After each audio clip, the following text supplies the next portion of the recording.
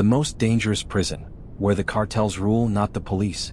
Subscribe now before you forget, because this is the story no one dares to tell, the story that could get people killed if they spoke it out loud. Like, comment, and share, but know this. Once you hear what really happens behind these walls, you can't unhear it. The sirens cut through the coastal fog like knives. At 4:17 a.m., the highway was empty except for a single armored transport van barreling north toward the border city of San Francisco. Inside the van, a man known only as El Pájaro sat chained at the wrists and ankles, his tattooed knuckles trembling against the steel cuffs. He had been captured after a 3-year manhunt that left a trail of bodies from Baja to Nevada. The authorities called him a mid-level cartel operative. The truth was far darker. He had been the invisible broker of arms and heroin shipments that flowed through the prison system itself. And now, finally, he was being delivered to the one place even seasoned killers whispered about: El Corralón, the most dangerous prison in the Western Hemisphere. By sunrise, the van crossed the checkpoint into the prison compound, a gray fortress of concrete and razor wire carved out of a dry canyon like a scar. Officially, it was a maximum security facility run by the National Corrections Authority. Unofficially, every guard, every kitchen worker, and every yard boss answered to the cartel factions inside. Inmates who didn't pay tribute disappeared. Guards who resisted were reassigned to remote posts or found dead in canal ditches. Yet the public knew almost nothing. The government's reports were sanitized, the media kept at arm's length. Until now. Detective Laura Quinn had been waiting for the transfer for weeks. A tall, lean woman with a reputation for chasing organized crime cases until they bled, she had spent months mapping the prison's covert economy. She believed El Pájaro wasn't just a prisoner. He was a key that could unlock the whole system. Her superiors warned her off. "You don't go inside El Corralón unless you have a death wish," one supervisor said. But Lara had lost a brother to cartel violence. She wasn't backing down. The day before the transfer, she had received an anonymous envelope at her hotel. Inside was a single photo, a blurred shot of a man in a prison yard, face slashed, eyes wide with terror. On the back, scrawled in blue ink, "You're next." She didn't know if it was a warning or a dare. As El Pájaro stepped off the transport in shackles, the yard erupted in a strange silence. Hundreds of inmates stood still, their faces unreadable behind sunglasses, tattoos curling like snakes up their necks. The guards maintained a show of authority, rifles slung, eyes scanning, but the subtle nods between certain prisoners and certain officers told a different story. This wasn't a state institution. It was a kingdom. Lara watched from the observation tower, notebook hidden under her jacket. She had arranged to be present under the pretext of evaluating new security measures. But she was really here to see if the rumors were true, that El Pájaro's arrival would shift the balance of power inside the walls. According to her informants, a rival faction led by an inmate known as El Doctor controlled the medical wing and used it as a torture lab. Others said the warden himself owed his position to the cartel's blessing. Everything about El Corralón was smoke and mirrors, and today the air was thick with it. Inside the intake block, fluorescent lights flickered over cracked tile. The smell of bleach couldn't mask the undertone of sweat and stale blood. El Pájaro kept his head low, whispering a prayer under his breath. He had survived shootouts and betrayals, but this was different. In the streets you could run. In here there was nowhere to hide. The first sign that something was off came when the intake officer stamped the transfer papers without reading them. Normally, every line was checked, every code cross-verified. Today it was just a perfunctory thud of rubber on paper. Then El Pájaro was led not to a standard cell but to a private holding room. The guard who closed the door behind him was smiling, but not at him. The smile was for a man in a suit who stepped out of the shadows of the corridor. "Welcome home," the suited man said. His accent was from the northern states, but his boots were pure cartel. "We've been waiting." Lara saw only the back of the man's head through the security glass before the door closed. She scribbled down a note and signaled to her partner outside, a tech named Diego with a hidden camera in his vest. But as Diego moved closer, a guard blocked his path, shaking his head almost imperceptibly.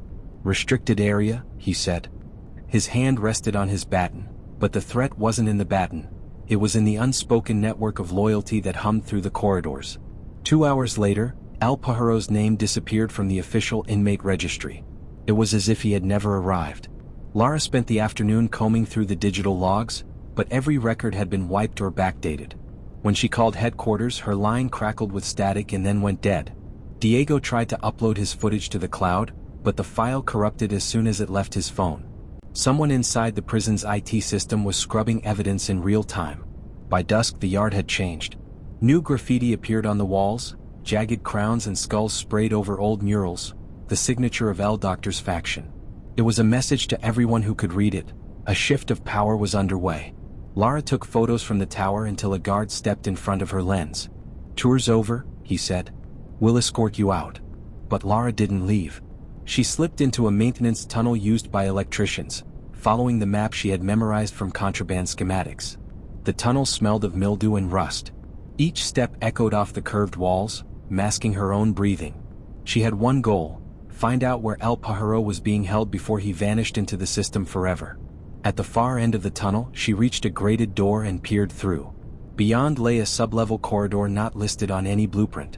Dim bulbs swung from wires, casting moving shadows over steel doors with no numbers. From behind one door came a muffled scream. Another door rattled as if someone inside was pounding weakly. Lara's phone buzzed with a text from an unknown number: "You're in the wrong place. Get out now." She muted the phone and moved closer.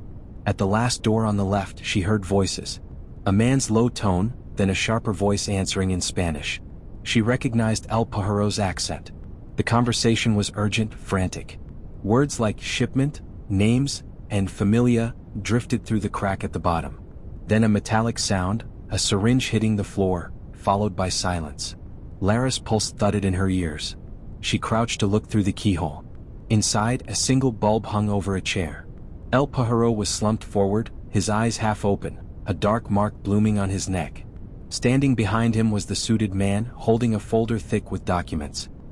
He glanced at the door as if he could feel her staring. Their eyes met for a fraction of a second through the hole.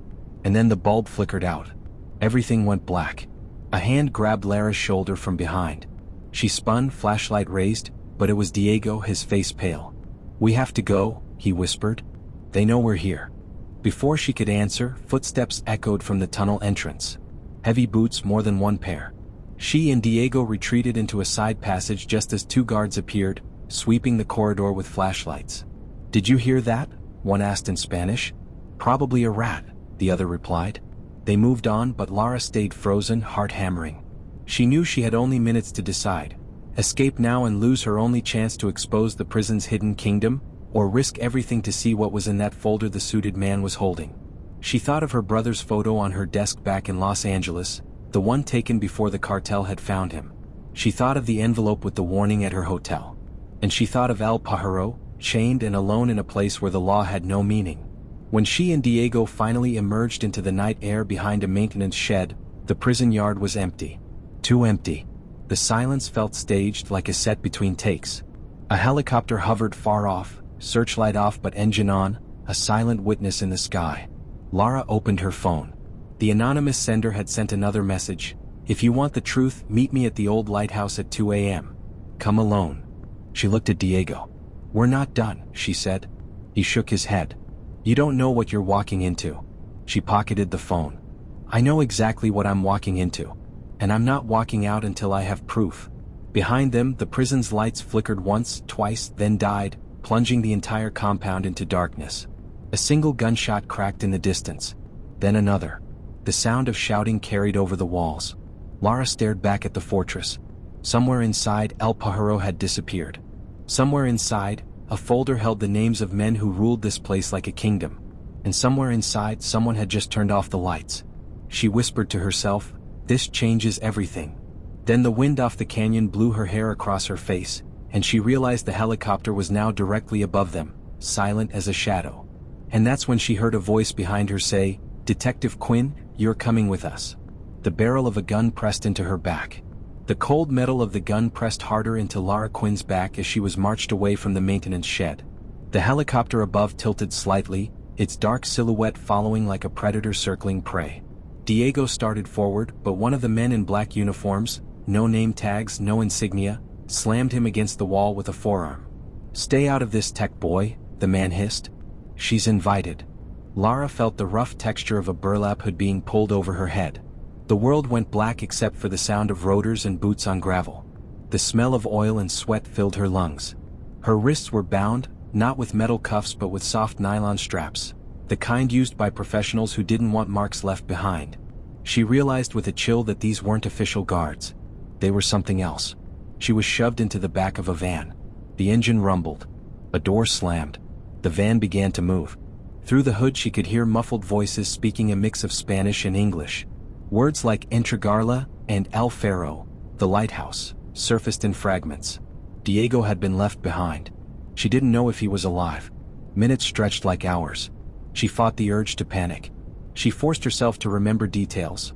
Number of turns, changes in road texture, time between stops, building a mental map in case she survived. At last the van stopped. The door opened. Cold air rushed in, smelling of salt and rust. Hands guided her out, across uneven ground. The hood was yanked off. She blinked in the dim glow of a lantern. They were at the base of an abandoned lighthouse perched on a cliff above the sea.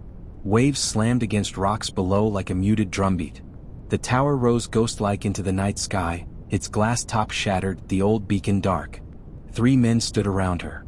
2 were muscle-shaved heads, prison tattoos curling up their throats. The third was the suited man she had glimpsed in the prison corridor. He looked even more out of place here, his tie loosened but his expression controlled.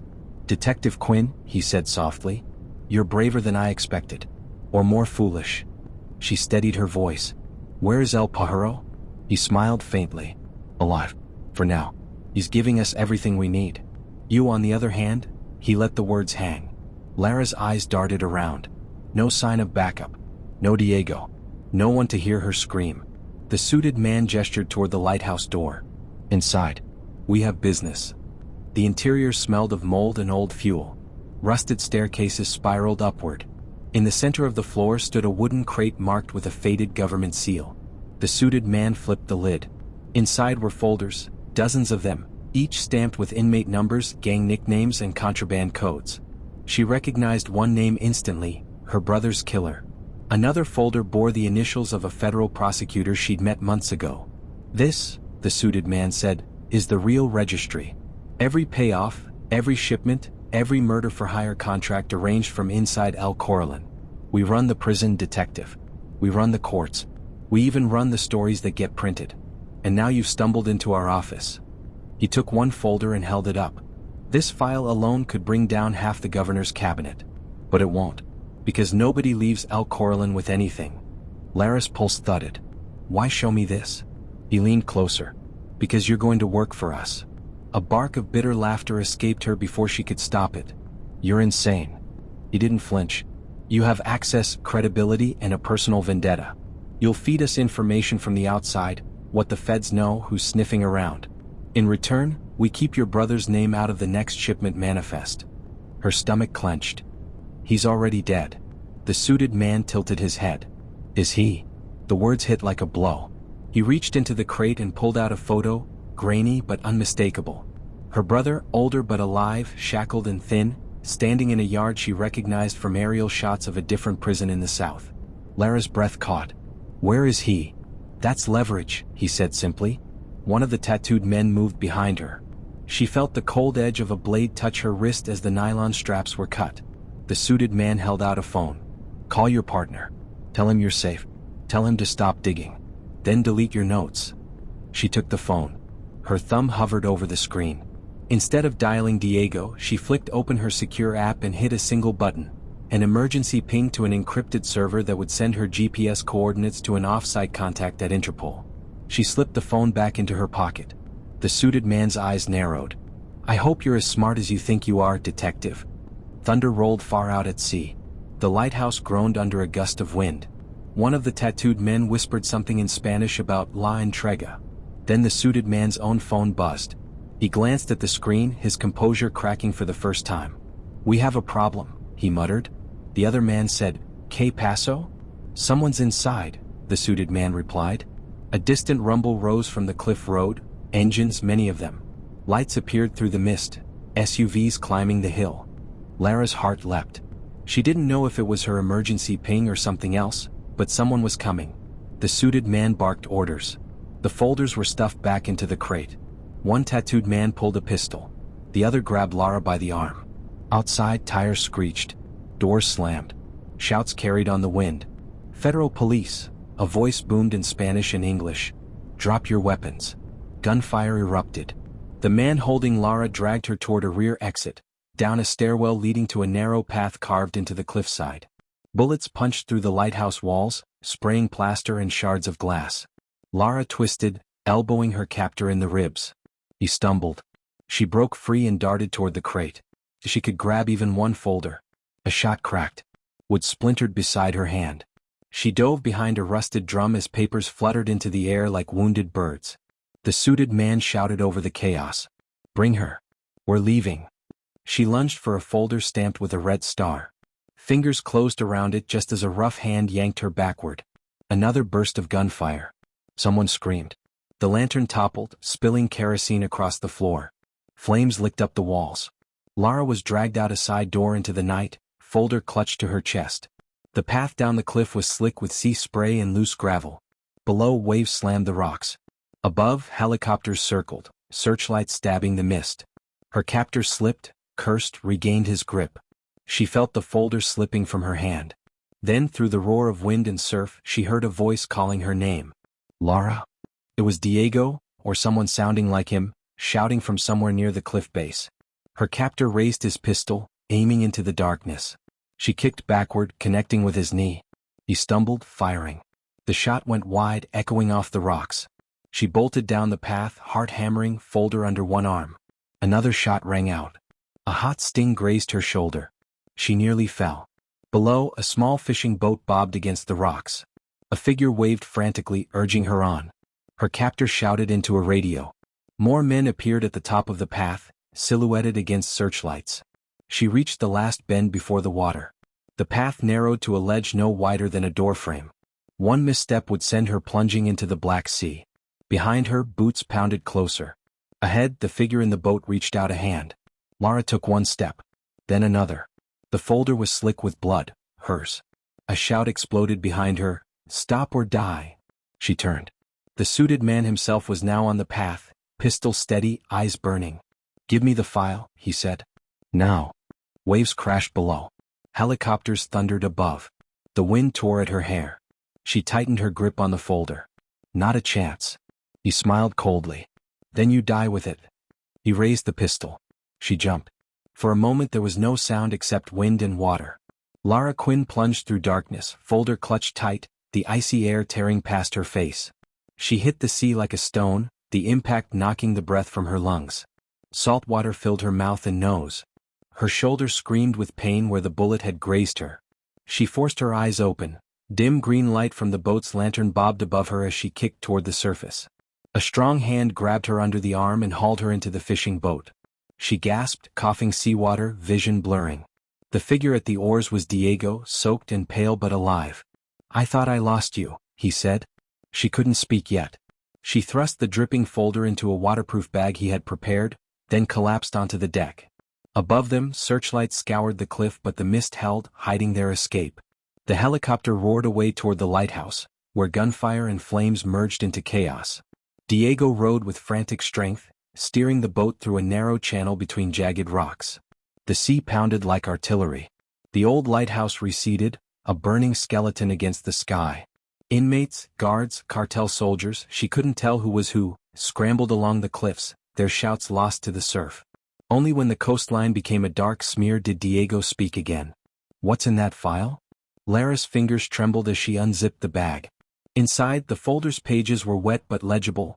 Names, bank transfers, photographs of guards exchanging cash with inmates, lists of shipments disguised as prison supply orders.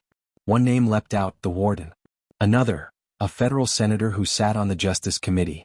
At the back was a photo of her brother, chained but alive in a different facility. And stapled to it, a single scrap of paper with coordinates. She stared at the coordinates. They weren't random. They pointed to an abandoned airstrip on the outskirts of San Francisco. She realized with a jolt that the suited man hadn't just been showing off power.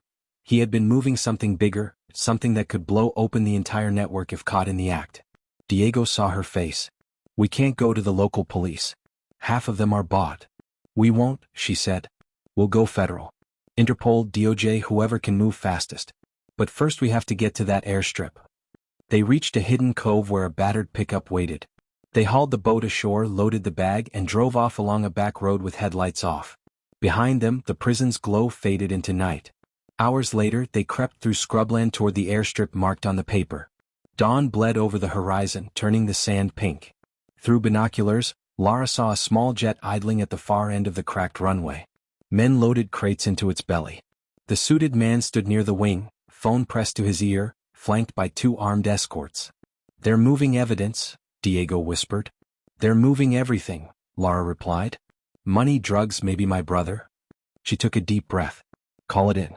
Use the emergency channel." Diego hesitated. "If we do this, there's no going back." "There's nothing to go back to," she said. "We finish it." He made the call. Minutes later, black SUVs rolled in from the dunes, unmarked but bristling with antennas. Tactical teams poured out, fanning across the scrub with rifles raised. The suited man saw them too late. The jet's engine spooled up, but a sniper round shattered the cockpit glass. The pilot ducked. Soldiers swarmed. Gunfire erupted. Sand leapt into the air. The suited man ducked behind a crate, returning fire with a pistol. He shouted orders to his men, but his network of power, built in shadows for years, was collapsing in the daylight. Lara sprinted toward the plane, folder clutched to her chest. Bullets whipped past. She slid behind a fuel drum. A familiar voice called her name. She looked up. The suited man had her brother, gaunt, handcuffed, eyes wide, pulled from the jet like a hostage. "Drop it," he shouted. "Drop the file or he dies." Her heart pounded. She raised her hands, folder shaking.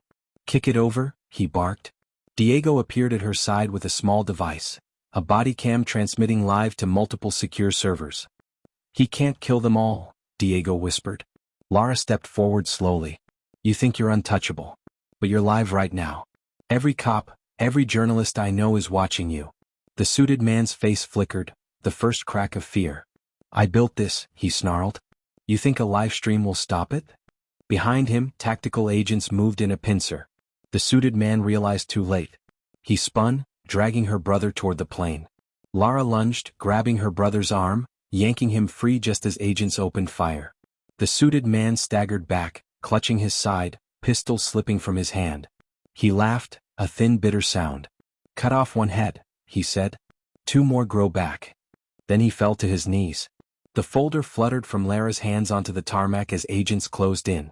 Paramedics rushed her brother to a waiting ambulance. Diego pressed a hand to her shoulder. "You did it," he said. But she wasn't sure.